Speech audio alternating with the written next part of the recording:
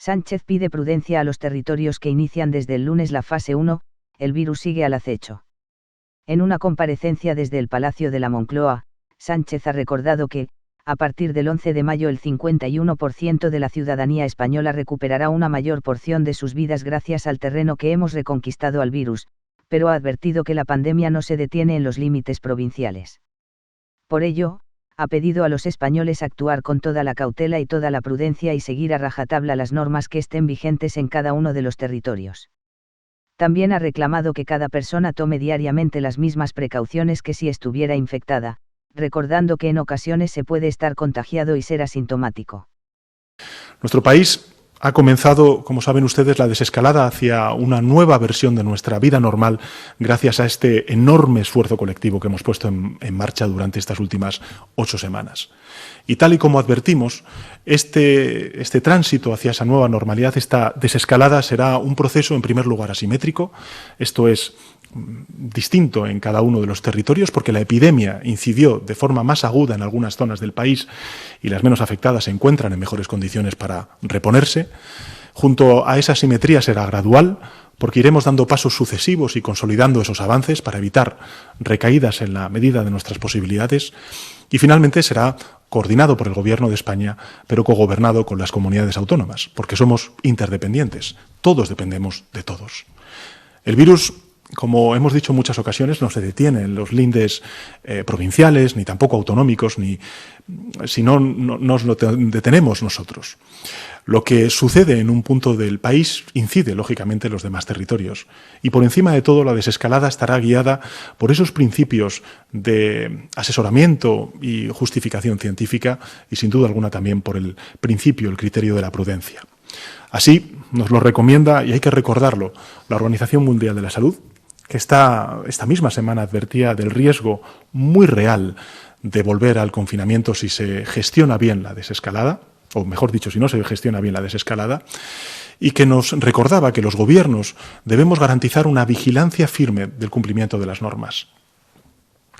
Estos últimos principios, a los cuales me he referido antes, el de la prudencia y también la primacía del saber científico, son los que han guiado desde el inicio de la gestión de la pandemia al Gobierno de España.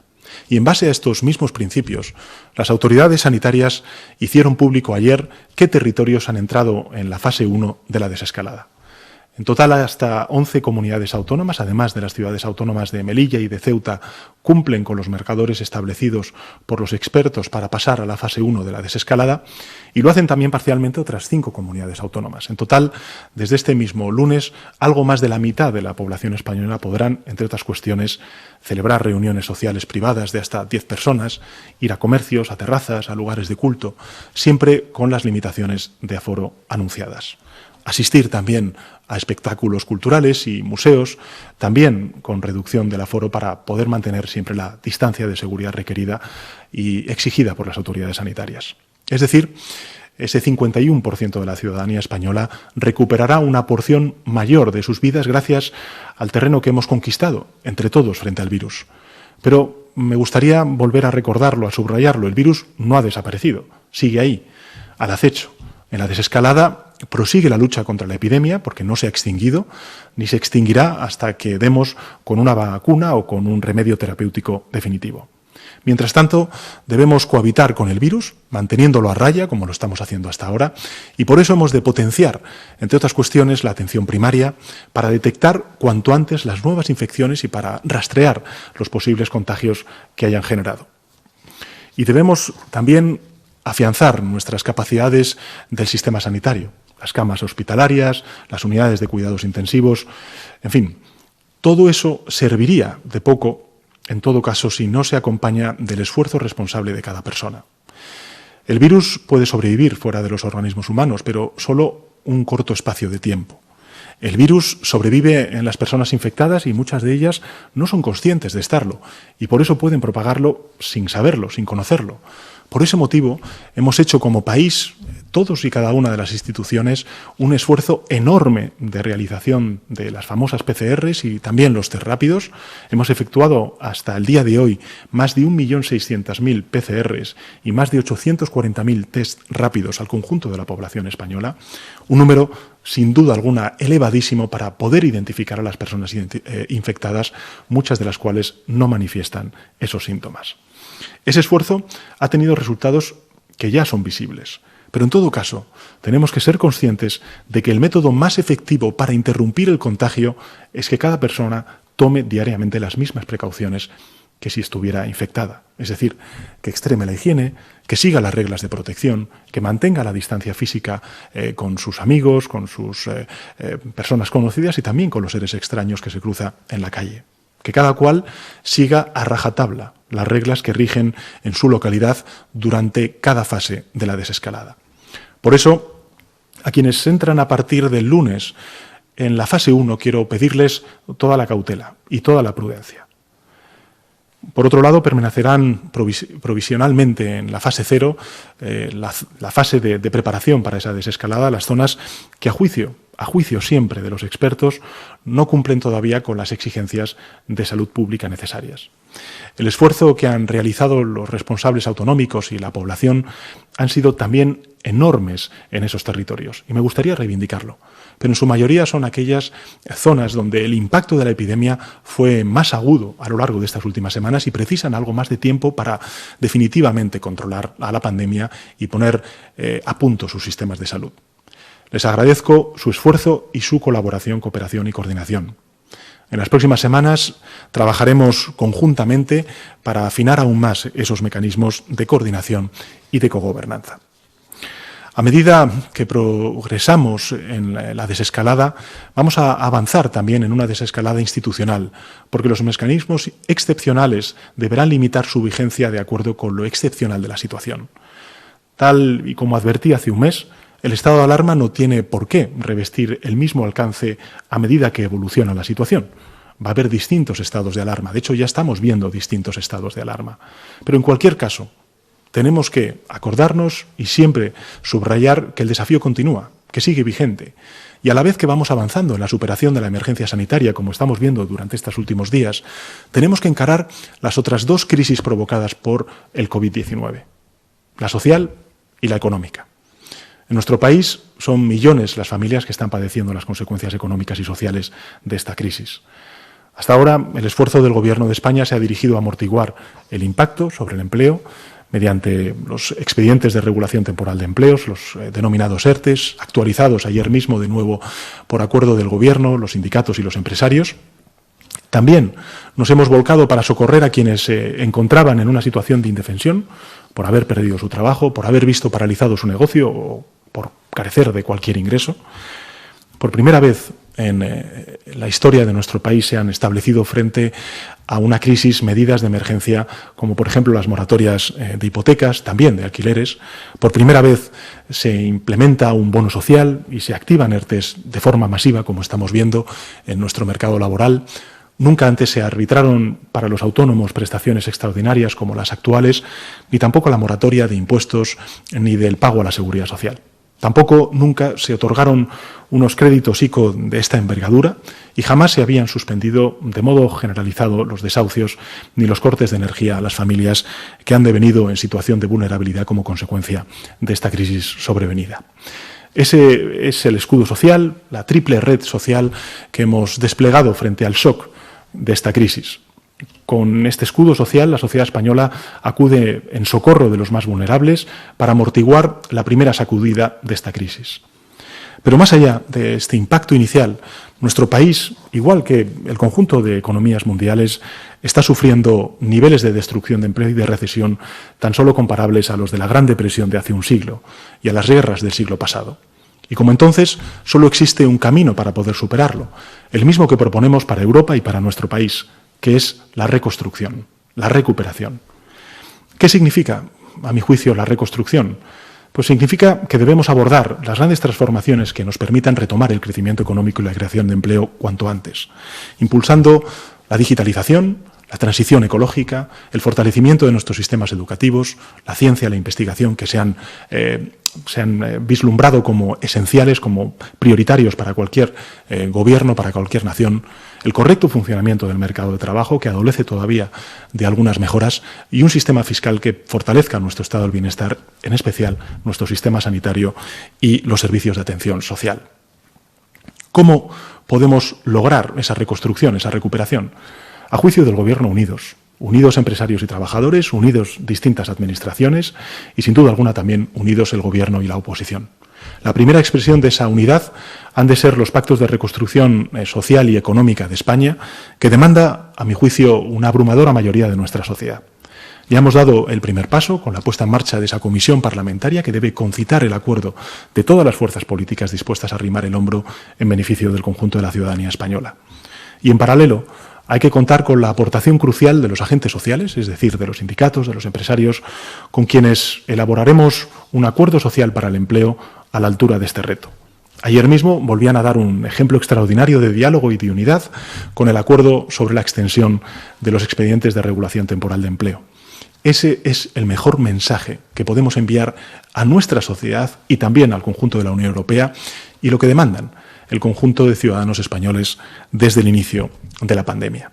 Que lleguemos a acuerdos y que fomentemos entre todos la estabilidad en nuestro país en este momento inédito y tan crítico de la historia de nuestro país. Esta misma fórmula de pactos de reconstrucción, de diálogo social, deben multiplicarse en todos los rincones de nuestra geografía y en todos los escalones de la Administración, alcanzando acuerdos en todas las comunidades autónomas, cabildos, consells y ayuntamientos, desde el más pequeño al más grande, gobierne quien gobierne.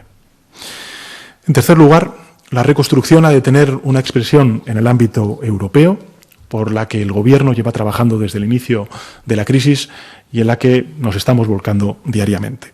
La Unión Europea debe impulsar un plan de choque contundente, solidario. No estamos de paso en Europa, somos Europa con todas las consecuencias.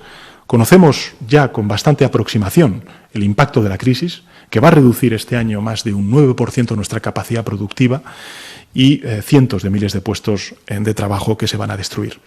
Sabemos que tenemos una tarea ardua por delante, tanto en Europa como en España, pero si canalizamos toda nuestra energía colectiva hacia ese objetivo nacional de reconstrucción y recuperación, yo estoy convencido de que saldremos antes y más fortalecidos. Para conseguirlo, es esencial que no desaprovechemos ninguna energía.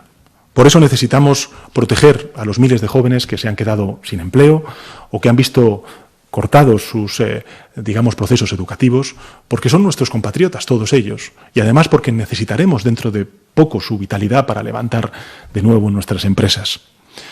Necesitamos amparar a las familias que se han quedado sin sustento, porque son familias de compatriotas y además porque abandonarlos nos debilitaría como comunidad. Y necesitamos auxiliar a múltiples trabajadores autónomos, a pequeños y medianos empresarios, porque son nuestros compatriotas y además porque necesitamos su empuje, su talento, su audacia para volver a relanzar nuestra economía.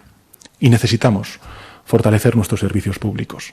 Esta creo que es la gran lección también de esta crisis. Necesitamos fortalecer nuestro sistema sanitario público. También el sistema de seguridad, la educación, el transporte, porque son los que nos han salvado a todos como comunidad en los momentos más críticos, más difíciles, y son por eso mismo la máxima expresión de ese patriotismo al cual abogo.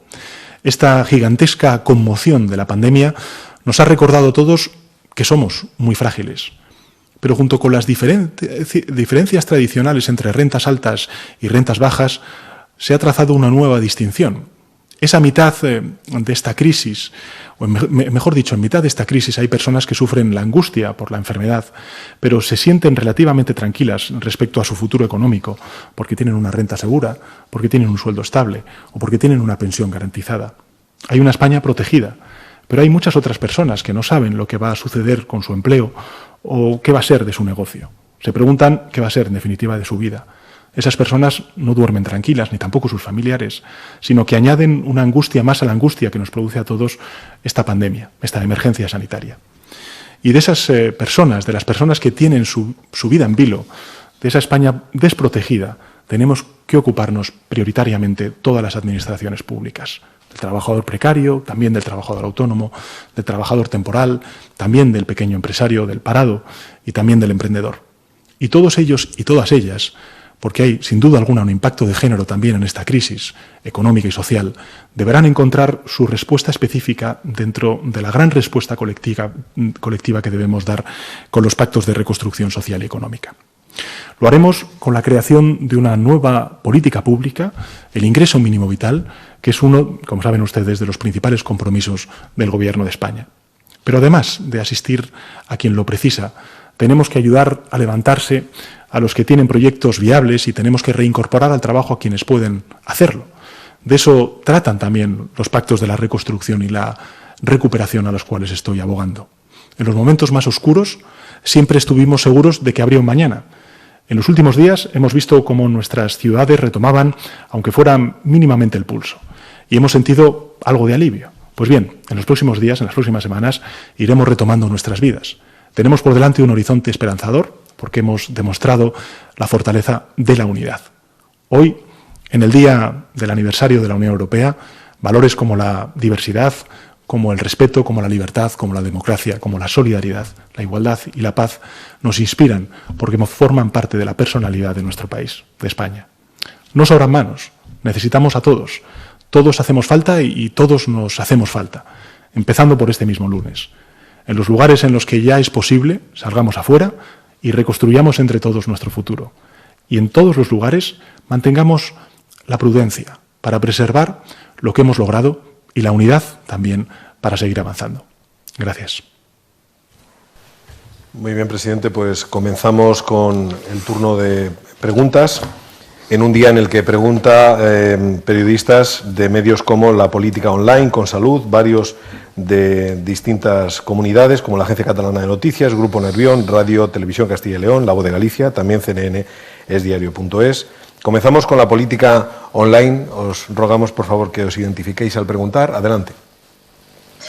Sí, buenos días, presidente. Aval de La Política Online. ¿Se plantea el Gobierno alguna medida para frenar el crecimiento del gasto en pensiones, anticipar la jubilación a los 67 años o mantener la regla de aumento del 0,25 de la reforma de Rajoy? Por otro lado, ¿por qué no hace público el listado completo de los nombres de los expertos que asesoran en el plan de desescalada ni el de los funcionarios que evalúan qué comunidades pasan de fase, siendo que la Ley de Salud Pública y la de Transparencia sí lo exigen? Y también ha pasado un mes desde la orden de sanidad y no se han publicado los datos de fallecidos en residencias de mayores. ¿Qué está pasando con las residencias y por qué no se publican esos datos? Muchas gracias. Muchas gracias por sus preguntas. En relación con la primera de las cuestiones, el Gobierno no se está planteando en absoluto ninguna de las medidas que usted hacía. Es más, lo he dicho en el Congreso de los Diputados, desde el punto de vista de lo que es la acción gubernamental, de lo que es el programa de Gobierno, antes he hecho referencia a ello, creo que esta crisis no puede servir como excusa ni para abandonar nuestros objetivos de mejora del mercado laboral, tampoco para abandonar nuestros objetivos de transición ecológica, tampoco para abandonar ese impulso que tenemos que dar a la digitalización y, sin duda alguna, también al robustecimiento de nuestro estado del bienestar con un sistema fiscal mucho más justo que, evidentemente, preserve derechos tan importantes como las pensiones. En segundo lugar, en relación con el listado de expertos, creo que tanto el ministro de Sanidad ayer como también el doctor Simón, que está al frente del CAES, ha dado cumplida respuesta a la misma pregunta que usted hacía. Nosotros lo que estamos haciendo es plantear una bilateralidad con todos y cada uno de los territorios, con todos y cada uno de los gobiernos autonómicos. Hemos de recordar, además, que los marcadores se han pactado y se han acordado entre el Gobierno de España y también las distintas comunidades autónomas, y a partir de ahí son los servicios de salud pública de las comunidades autónomas las que proponen al CAES y al Servicio de Salud Pública del Ministerio de Sanidad cuáles son los territorios que, a su juicio, en función de la evaluación de los marcadores, pueden pasar a una ulterior fase. Y son precisamente esos funcionarios y funcionarias del CAES y luego del Servicio de Salud Pública del Ministerio de Sanidad quienes elevan la propuesta al Ministro de Sanidad, que es definitivamente quien, a través de una orden ministerial, publica esa decisión. Por tanto, es un procedimiento reglado, es un procedimiento absolutamente transparente, es un procedimiento en el que son los funcionarios y funcionarias, siempre bajo la premisa del criterio científico, los que elevan la propuesta efectivamente a la decisión política en este último término del Ministro de Sanidad, que se publica a través de órdenes ministeriales. Con lo cual, desde ese punto de vista, creo que, en fin, por mi parte, pero también, lógicamente, por parte del ministro de Sanidad y también del doctor Simón, se ha dado cumplida respuesta a esta cuestión. Y, en último lugar, estamos trabajando en ese informe al cual usted hacía referencia, se hará público. Estamos también en conversaciones con las comunidades autónomas para saber algunos detalles más de esa información y, lógicamente, como ha sido siempre el propósito, la voluntad de este Gobierno de la transparencia informativa, daremos toda esa transparencia informativa en este elemento que, lógicamente, preocupa al conjunto de la ciudadanía española. Pregunta con salud, adelante. Buenas tardes, presidente. Soy Nacho Cortés, de Consalud.es, y las preguntas que planteo, digamos que son formuladas por la redacción de Consalud. La primera de ellas es sobre los profesionales sanitarios. En este momento sigue creciendo el número de profesionales sanitarios día a día que están infectados o contagiados por coronavirus. Me gustaría saber qué medidas se plantea el Gobierno para intentar paliar, ¿no?, esta lacra que se está generando, y en la desescalada, teniendo en cuenta que atención primaria va a ser clave y que puede, ¿no?, haber un repunte también de contagios entre los profesionales de atención primaria, qué medidas se plantean, si se va a coordinar con las comunidades autónomas, entendiendo que las competencias de sanidad están delegadas ahí. La segunda pregunta sería saber si el Gobierno, cómo pretende garantizar, ¿no?, que se cumplan las medidas para la desescalada, sobre todo en grandes ciudades como Madrid o Barcelona, donde cuando pasen a la fase 1 entiendo que puede haber cierto descontrol o problemas de orden público, y si se plantea, ¿no?, digamos que en ese caso aumentar o incrementar los controles. Y la última pregunta, incidiendo un poco también en el tema del comité de expertos, saber de alguna manera si los nombres no se están haciendo públicos, sobre todo los nombres no de los funcionarios, sino de las personas que están asesorando al Gobierno, si no se hacen públicos por un tema de confidencialidad, presiones y demás. Muchas gracias. Muchas gracias, Nacho, por sus preguntas. En relación con la primera de las cuestiones, efectivamente, tanto el director del CAES, el doctor Simón, como también el ministro de Sanidad, ha dado en muchas ocasiones respuesta a esta cuestión. Nosotros claramente somos conscientes del nivel de contagio y de infección que hay entre los profesionales sanitarios, a los cuales siempre reconocemos su extraordinaria profesionalidad y generosidad, ¿no? He de decirle, en relación con esta cuestión, que el Instituto de Salud Carlos III ha elaborado un informe específico sobre la situación de COVID en el personal sanitario en España, que revela que unos 30.700 casos notificados a la Red Nacional de Vigilancia Epidemiológica se han producido hasta el 4 de mayo. Los datos son los notificados diariamente al Ministerio de Sanidad por las distintas comunidades autónomas, y asimismo el Ministerio de Sanidad ha desarrollado en sus centros dependientes un ensayo clínico en el que participan 62 hospitales y 4.000 profesionales para evaluar diferentes alternativas farmacológicas preventivas específicamente para el personal sanitario. Los resultados, yo creo que van a ofrecer conocimiento sobre el estado real de la situación y las mejores opciones para proteger a este imprescindible colectivo. Por tanto, seguimos comprometidos en cuidar a los que nos cuidan, como no puede ser de otra manera. En relación con la atención primaria, pues efectivamente tiene usted toda la razón, lo ha dicho previamente el responsable del CAES. Ahora, en esta fase de desescalada, va a ser fundamental la labor que se haga en la atención primaria, y por tanto la protección de los mismos es sin duda alguna un objetivo. Sobre Madrid y Barcelona, decirles que en fin, creo que he apelado en mi intervención a la disciplina social. Creo que España durante estas últimas semanas ha dado un ejemplo al mundo de disciplina social, de cumplimiento de las normas de confinamiento que nos hemos autoimpuesto para cortar la propagación del virus, y en consecuencia no dudo de que en estas grandes urbes esa conciencia además hasta incluso será más elevada como consecuencia de que efectivamente tanto en Madrid como en Barcelona la pandemia ha golpeado de manera más contundente, más dura que en otros territorios de nuestro país. Y en última instancia, en relación con lo que usted comenta, insisto, creo que el procedimiento está tasado, el procedimiento es de cogobernanza con las comunidades autónomas, los marcadores, es decir, aquellos parámetros que son los que nos permiten evaluar si una comunidad autónoma pasa o una unidad territorial pasa de una fase a otra, están acordados con las comunidades autónomas, son conocidos públicamente, ustedes los conocen, los da a conocer en cada comparecencia de prensa el doctor Simón, y en consecuencia creo que lo importante es que son los funcionarios del Ministerio de Sanidad quienes en ese diálogo bilateral con los servicios de salud pública, en este caso de las comunidades autónomas, pues deciden de manera, en la mayor parte de los casos, he de decirle, de manera digamos acordada con las comunidades autónomas, los territorios que pueden pasar de una fase a otra. Y esto es lo más importante, ¿no? Creo que estamos ahora mismo siendo asesorados por expertos de una extraordinaria calidad, tanto desde el punto de vista científico como también desde el punto de vista del compromiso del servicio público. Y a mí, como he hecho en algunas otras ocasiones, lo único que puedo hacer es, primero, reivindicar su profesionalidad y, en segundo lugar, reconocer ese compromiso. Profesionalidad, compromiso tanto de los servicios de salud pública de las comunidades autónomas, que somos muy conscientes de que en estas últimas 8 semanas han tenido un trabajo enorme, en algunas ocasiones hasta incluso se han desbordado como consecuencia del golpe de la pandemia, y sin duda alguna también la profesionalidad y el compromiso de los servidores públicos que están en el Ministerio de Sanidad y lógicamente también del CAES, que es quien nos asesora y nos guía en esta cuestión tan trascendental. Desde luego, el Gobierno de España siempre ha mantenido 3 criterios. 1, despolitizar la emergencia sanitaria. En segundo lugar, la prudencia, y en tercer lugar, pues lógicamente el criterio de los expertos. Yo creo que el mejor aplauso que nos podemos dar como sociedad en estas semanas que vienen es el aplauso de la prudencia. Seamos prudentes, seamos precavidos. El virus continúa al acecho y, en consecuencia, tenemos que ir acompasando esa desescalada a la realidad epidemiológica y de capacidades de respuesta que puedan tener cada una de las unidades territoriales que, bueno, pues de manera colegiada hemos decidido tanto el Gobierno de España con las comunidades autónomas. Agradecemos a los periodistas que participan la cortesía unos con otros en la formulación de las preguntas. Quedan 8 turnos de preguntas por delante y ahora quien lo utiliza es la Agencia Catalana de Noticias. Hola, presidente. Buenas tardes. Roger Pi, de la Agencia Catalana de Noticias. Me 2 preguntas en clave política. La primera, el miércoles...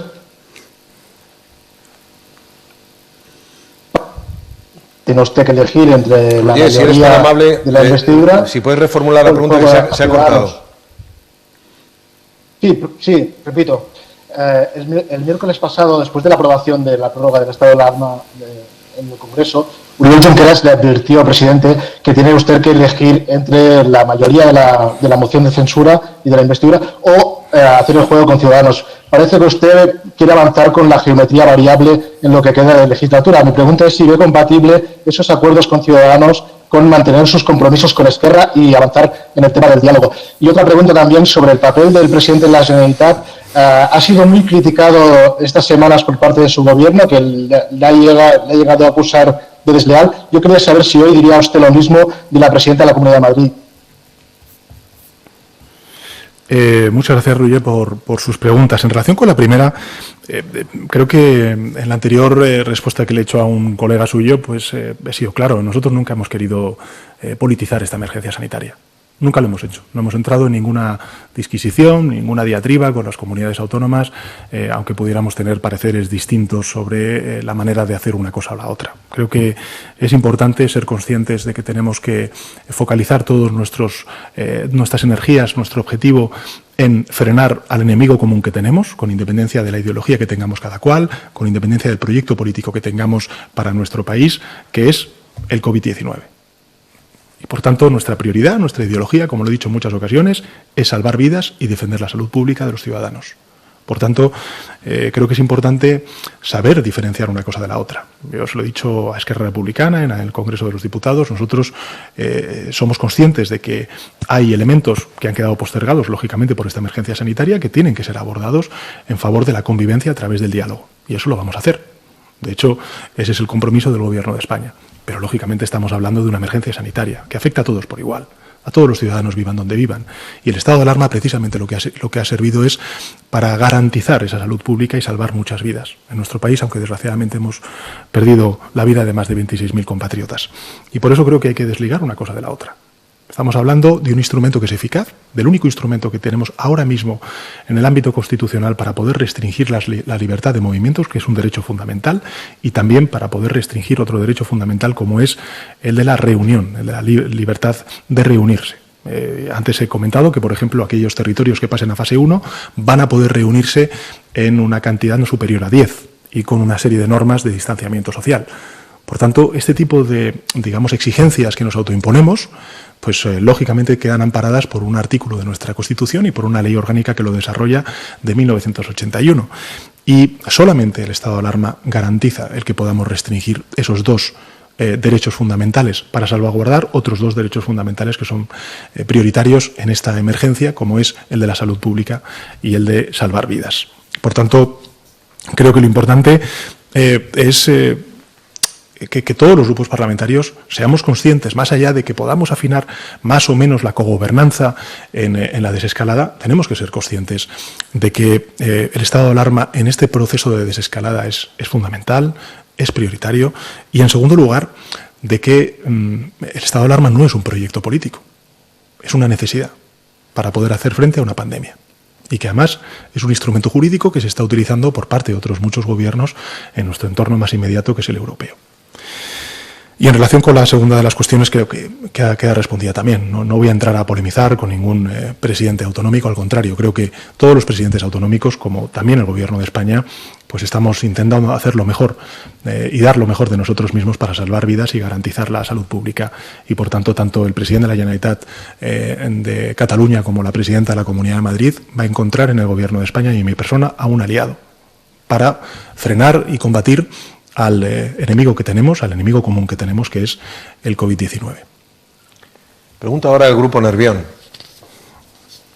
Buenas tardes, presidente. Desde Bilbao, Irene Díaz, del Grupo Nervión Euskadi. Quería plantearle, hace pocos minutos han presentado desde el Gobierno vasco y anunciado medidas más severas en la fase 1, porque dicen que son más seguras que las del Estado. No sé si lo ve contradictorio con ese mensaje que hacía el Lehendakari hace unas horas, que decía que ahora mismo se dan las condiciones para revocar la alerta sanitaria. Luego también quería preguntarle, bueno, hay algunos compañeros que le piden que aclare el tema de las franjas, porque sí que hay comunidades que pueden cambiar las 2 horas, pero sí tienen que hacer que no coincidan mayores con niños. Y por último, quería plantearle si están pensando funcionarios y cargos institucionales como gesto de solidaridad, bajarse el sueldo, gesto solidario con aquellas personas que van a tener problemas económicos ahora y en el futuro. Muchas gracias. Pues muchas gracias, Irene, por sus preguntas. En relación con la primera, efectivamente, ese es un planteamiento que ha hecho el Gobierno de Euskadi, que nosotros hemos acordado con ellos. El que haya un criterio de mayor prudencia en lo que representa la fase 1, pues nos parece que va en la línea de esa prudencia y esa precaución que nosotros estamos autoimponiéndonos y estamos pidiendo también al conjunto de gobiernos autonómicos. Eso es la cogobernanza, eso es la codecisión, y creo que eso es uno de los elementos novedosos de esta crisis respecto a otras crisis que sin duda alguna no han tenido la envergadura que lógicamente está teniendo esta en el ámbito de la salud pública y de la emergencia sanitaria. Y desde luego creo que esta codecisión, esta cogobernanza, este respeto de que tenemos un Estado compuesto con distintas competencias y que tenemos entre todos que trabajar conjuntamente, pese a que tengamos discrepancias, que son evidentes, con algunos territorios, pues creo que ha venido para quedarse. Y creo que es un buen ejemplo de responsabilidad política, de compromiso con el país y, sin duda alguna, de respeto a la diversidad territorial, cultural y también identitaria que tienen distintos territorios. Y respecto a la última de las preguntas, creo que lo sustantivo es las políticas, la triple red que hemos puesto en marcha desde el inicio de la crisis, ¿no? Realmente lo que afecta a los ciudadanos es que un gobierno como el actual pues haya puesto en marcha esa triple red, primero para las familias, los trabajadores en segundo lugar y también para las empresas.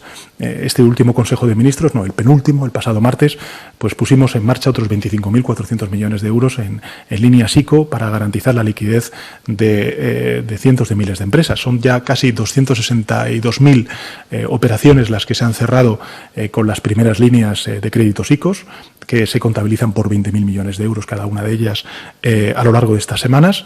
Hemos puesto en marcha otras 25.000, me parece que son 25.400 millones de euros.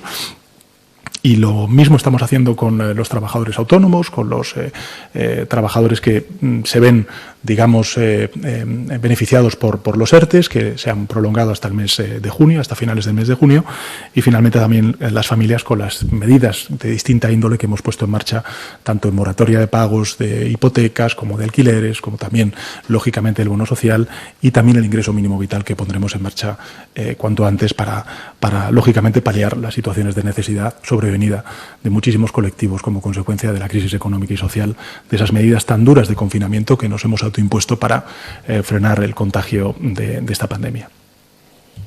Turno ahora para Radio Televisión Castilla y León. Muy buenas tardes, presidente. Álvaro de Lúa, de Castilla y León Televisión. Una pregunta que tiene que ver con el sector de la automoción. El límite de los 400 metros que ahora que se ha aprobado para los concesionarios se ha quitado en la fase 1, pero se ha añadido la cita previa. ¿Por qué no se aplica a la fase 0 también esa posibilidad de la cita previa? Esto redundaría en positivo en las 17 fábricas españolas del automóvil. El sector, la verdad es que no entiende que se haya quitado en esa fase 0. Después, otra cuestión. Andalucía se queja de no tener el mismo criterio que se ha tenido con Castilla y León, donde sí que se han tenido en cuenta las áreas sanitarias de salud, y la Comunidad Valenciana, su presidente, dice no estar de acuerdo con el mapa publicado ayer. No sé qué responde a estos gobiernos autonómicos. Y después, una última cuestión. Ha agradecido el esfuerzo de las comunidades autónomas estos últimos días, pero en las últimas horas el Partido Socialista ha publicado un tuit que dice textualmente: el Gobierno de la Comunidad de Madrid es un ejemplo de gestión ineficaz e irresponsable ante la crisis de COVID. No sé si está de acuerdo con esta afirmación. Pues muchas gracias, Álvaro, por sus preguntas. En relación con la primera de las cuestiones, la verdad es que tendré que preguntar a los expertos esta cuestión. No parece razonable lo que usted plantea. Si me permite, pues lógicamente la casuística es infinita. Nosotros no aspiramos a lógicamente, pues regular cada una de las cuestiones cotidianas de los ciudadanos, y por tanto, pues esta cuestión que usted plantea de los 400 metros en la segunda fase, pues la vamos a estudiar. Lo voy a dar voy a trasladarlo a los expertos, a los científicos, que son los que nos pueden asesorar en esta cuestión, y si no encontramos, pues lógicamente una respuesta pues adecuada, pues evidentemente lo que haremos será corregirla, y así estamos aprendiendo entre todos a saber exactamente cómo ser coherentes en cada una de las fases y lógicamente pues facilitar en la medida de nuestras posibilidades y salvaguardando la salud pública, pues la reapertura de actividad económica. En cuanto a los criterios, lo he dicho antes. Insisto, lo ha dicho antes el doctor Simón en su comparecencia de prensa. Creo que somos interdependientes, que los criterios son el de la emergencia sanitaria, despolitizarla, el centrarnos en el criterio de los expertos científicos y, lógicamente, también en un principio de cautela, de prudencia, que están siguiendo las comunidades autónomas, que está siguiendo también el Gobierno de España y que creo que tiene que imperar, porque estamos entrando en una fase desconocida. Somos de los primeros países que estamos abordando esa desescalada y, en consecuencia, creo que lo importante es esa precaución, esa prudencia en las desescaladas. Y respecto a la última de las cuestiones, honestamente, yo estoy centrado en lo que estoy centrado y no tenía conocimiento de ese Twitter. Bolsamanía pregunta ahora. Hola, soy Eduardo Segovia de Bolsamanía. Le quería hacer una serie de breves preguntas económicas. La primera es por qué todavía no se ha aprobado en el BOE el nuevo tramo de las líneas ICO, porque parece que hay tensiones entre banca y pymes. También el otro día Cepyme pidió que se duplicaran los 100.000 millones para poder atender a mucha más gente. ¿Se lo plantea? Respecto a los ERTE, la IREF dijo el otro día que 1 de cada 3 trabajadores acogidos actualmente al ERTE no recuperarán su empleo. ¿Se plantean tomar más medidas para evitar que esto ocurra? Y por último, le quería plantear otro tema que está ahora mismo encima de la mesa, que es el rescate internacional. ¿El Gobierno va a seguir intentando convencer al norte de Europa de los eurobonos o de fondos de mutualización, o va a pedir algún tipo de rescate entendido como préstamo ventajoso, como el que recibimos en 2012? Muchas gracias. Discúlpeme, ha sido las líneas ICO, AIREF, la cuestión del rescate que usted mencionaba. Había otra pregunta que ha hecho y que no sé si no he tomado nota o no lo he escuchado bien o no lo he entendido. No, le preguntaba que por qué no se han aprobado todavía el último tramo en el BOE y si se plantea que dupliquen los 100.000 millones, como pidió Cepyme, y lo de los ERTES y vale, lo que dijo la IREF, de que 1 de cada 3 no van a recuperar su empleo.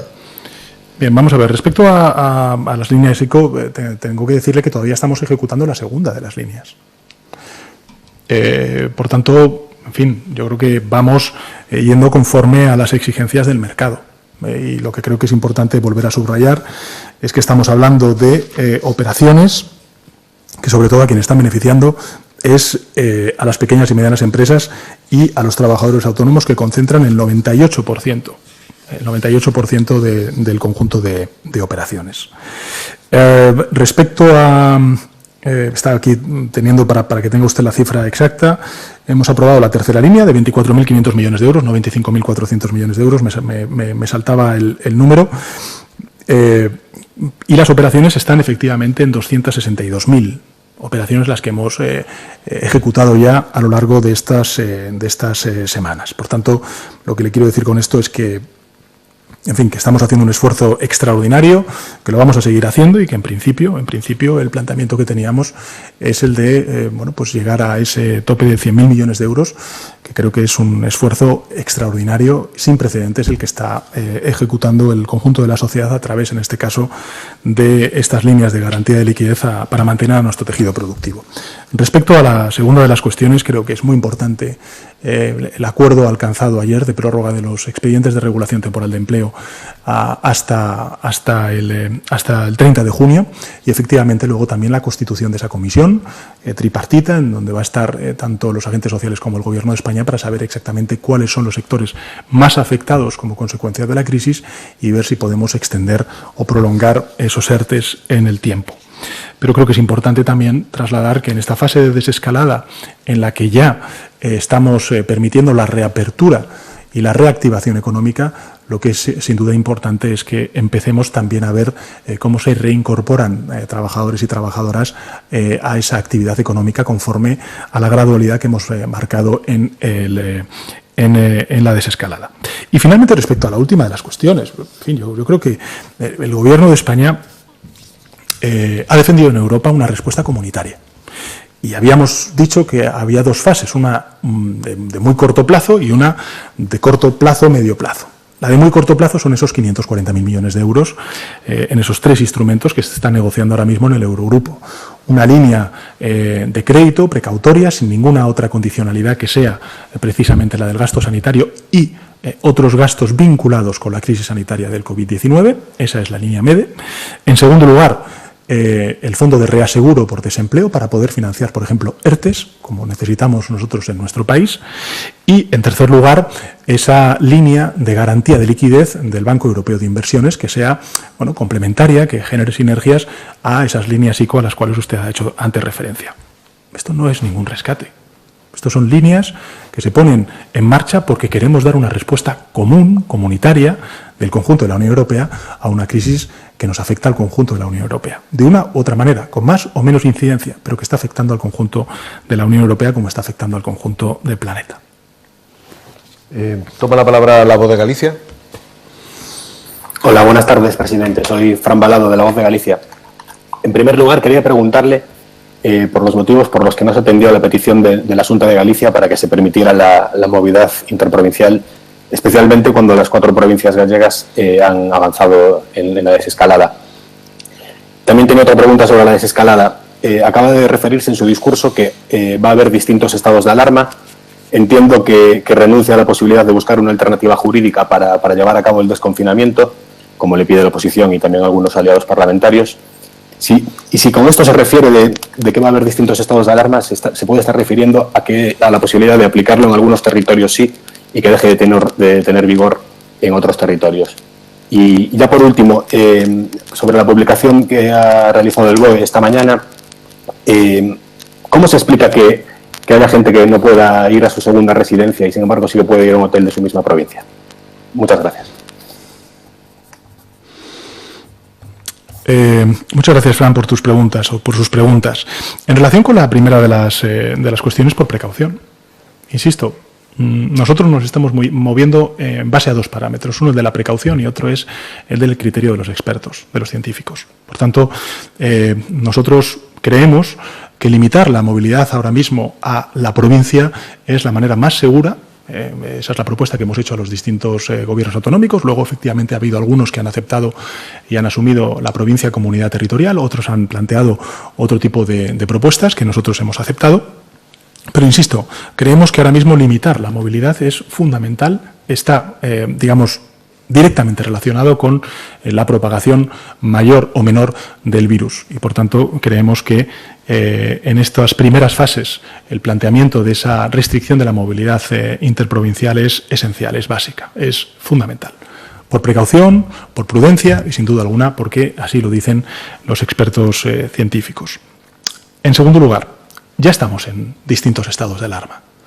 Hemos empezado con un estado de alarma, pues con un confinamiento el más estricto o de los más estrictos del planeta, como consecuencia del embate que teníamos de la ola del COVID-19, y ahora estamos ya planteando un estado de alarma distinto en el que, bueno, pues en esa cogobernanza, en esa codecisión con las comunidades autónomas, vamos a abordar la transición hacia esa nueva normalidad, lo que denominan los técnicos la desescalada. Y por tanto, esta es la cuestión. No, al contrario, nosotros lo que queremos es, cuando sea posible, pues levantar ese estado de alarma, porque eso significará que desde el punto de vista epidemiológico el país está ya en una misma situación, está en la nueva normalidad, y en consecuencia esa limitación del derecho, de un derecho fundamental como ese de la libertad de movimiento o también la libre reunión, la libertad de reunión, pues lógicamente pues no tendrán que verse limitados, porque ya estaremos en una situación completamente distinta. Y entonces, pues efectivamente tendremos que buscar algunos mecanismos de gobernanza de esa nueva normalidad hasta que definitivamente venzamos al virus, como consecuencia de, bueno, pues la aparición, el descubrimiento de la vacuna o del remedio terapéutico que nos permite controlar al virus.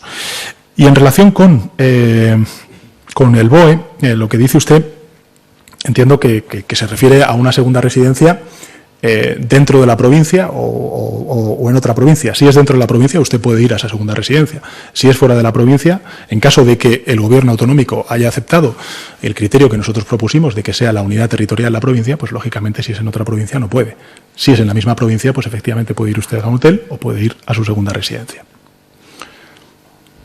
CNN Internacional, adelante. Buenas tardes, presidente. Gracias por contestar de nuevo nuestras preguntas. Quería primero volver a la referencia que hizo usted la semana pasada del ranking de Johns Hopkins, en el que mencionó que España figuraba quinta en cuanto a número de pruebas. ¿Podría su oficina publicar dicho ranking, ya que cuando CNN ha contactado con Johns Hopkins nos han dicho que no figura y en nuestros emails y mensajes al Ministerio de Sanidad han quedado sin responder? Además, quería comentarle, el fin de semana estuvimos mi equipo y yo en Formentera cubriendo la entrada a la fase 1 de la isla. Antes de entrar en el ferry, desde Ibiza nos hicieron la prueba a todos los pasajeros. ¿Es esa la manera en la que España se abrirá al turismo? Haciendo un test a cada persona que entra. ¿Se están hablando a nivel europeo de esta posibilidad? Y por último, aerolíneas como Lufthansa han anunciado que volarán a algunos destinos, incluidos algunos en España en junio. ¿Hay algún plan para abrir las fronteras al turismo internacional? ¿Cree usted que será en junio? Muchas gracias. Bueno, muchas gracias por sus preguntas. Los datos están ahí. En fin, el número de pruebas PCR realizadas, 1 millón. Le doy los datos para que los tenga. El número de pruebas realizadas a día de hoy, el último día me parece que es el 7 de mayo, de PCR realizadas es 1.625.211. Solamente en esta última semana se han realizado de PCRs 274.081. El número de test de anticuerpos son 842.550. Solo en esta última semana el número de test de anticuerpos ha sido 261.225. El total de test PCR y anticuerpos realizado es de 2.467.761. Se lo repito, 2.467.761. Somos de los países que más test estamos realizando. Respecto a la segunda de las cuestiones sobre el turismo, efectivamente tendremos que dar una respuesta europea a esta cuestión. Y sobre las aerolíneas, igual. Estamos trabajando a nivel europeo para ver de qué manera podemos, siempre salvaguardando la salud pública y el salvar vidas, que es nuestro principal propósito, pues lógicamente empezar a reabrir en la medida de nuestras posibilidades esas rutas, pero con muchísima precaución, con muchísima prudencia y, lógicamente, al amparo de una respuesta europea. Esdiario.es, pregunta ahora. Buenas tardes, presidente. Fernando Escudero para Esdiario. Gracias por atender nuestras preguntas. Ha hecho usted hincapié en la necesidad de atender a las recomendaciones de la Organización Mundial de la Salud sobre la desescalada, para que no haya que dar pasos atrás, ¿no? en las medidas de desconfinamiento. Yo quería preguntar que por la evolución de la pandemia parece bastante claro que el gran contagio en España ocurrió entre finales de febrero y principios de marzo. Yo no sé si usted pues se arrepiente de haber permitido vuelos hasta Italia hasta el 10 de marzo, eventos masivos. en torno a esas fechas, pese a que el Gobierno ya había recibido advertencias en enero por parte de la propia OMS, también autoridades europeas. Y también en concreto, en relación con esto, preguntarle, el 3 de marzo, el Gobierno recibió un mensaje por parte de la Unión Europea desaconsejando aglomeraciones, ¿no? Y invitando ya a aplicar medidas de distanciamiento social. Quería saber cuándo trasladó el Gobierno a las comunidades autónomas esta recomendación. Y ya por último, si se me permite, ¿cree que si el Gobierno se hubiera tomado medidas preventivas ya a principios de marzo en lugar a mediados, el ratio de mortalidad por millón de habitantes sería más parecido al de otros países de nuestro entorno también, que tienen bastante turismo, incluso algunos, como es el caso de Grecia, que invierten bastante menos en sanidad per cápita? Gracias. Bueno, muchas gracias, Fernando, por sus preguntas. Yo creo que la pregunta se responde con el informe que elaboró el Instituto Carlos III, una serie de científicos hace ya unas cuantas semanas, donde efectivamente se hablaba de que, la epidemia entró en nuestro país de manera muy acusada en el mes de febrero. Creo recordar que era la tercera semana de febrero, tercera semana de febrero. Y creo que efectivamente hay mucho debate ahora mismo, si viera usted en otros países, donde sí el virus entró mucho antes, hasta incluso en diciembre, se comenta, por ejemplo, en Francia, en el continente europeo. Bueno, yo creo que este es un debate académico, es un debate de los científicos, de los expertos, que lógicamente necesitaremos todavía tiempo para saber exactamente su profundidad. Pero en todo caso, ese es el informe que algunos científicos han planteado desde el Instituto Carlos III. E insisto, claramente, con el conocimiento que tenemos hoy, pues habría cosas que hace 8 semanas, o incluso más, hace meses, hubiéramos hecho de otra manera. Pero el hecho cierto es que este Gobierno tomó posesión el 12 de enero y el 13 de enero empezó a trabajar en cómo, seguir, observar la evolución del COVID-19, tanto en el continente europeo como también en los primeros casos que tuvimos en nuestro país, ya fuera en Baleares o ya fuera en Canarias, que fueron afortunadamente controlados, pero evidentemente luego, pues con los ojos y con el conocimiento que tenemos hoy, pues evidentemente habría cosas que hace 8 semanas pues hubiéramos planteado de manera mucho más contundente. Pero en todo caso, todos estamos aprendiendo, nos estamos enfrentando a algo inédito, necesitamos del recurso, del aporte, del asesoramiento de la ciencia, y creo que la ciencia y la prudencia son los dos requisitos, las dos condiciones para lograr que esta desescalada se pueda plantear con éxito en el mayor breve espacio de tiempo. Y por tanto, creo que ese aplauso, el mejor aplauso que podemos dar hoy y a partir de hoy es al de la precaución, al de la prudencia y efectivamente a la de la esperanza de que dentro de muy poco podamos recuperar todo el conjunto de la ciudadanía española esa nueva normalidad en un escenario en el que efectivamente hasta que no tengamos ese remedio científico contra el virus, pues vamos a tener que aprender a convivir con él de manera controlada y que no se nos desboque como ha ocurrido desgraciadamente en nuestro país y en el conjunto del continente europeo y en el planeta durante estas últimas semanas. Presidente, pues con estas preguntas ha finalizado la comparecencia. Muchas gracias. Gracias a todos.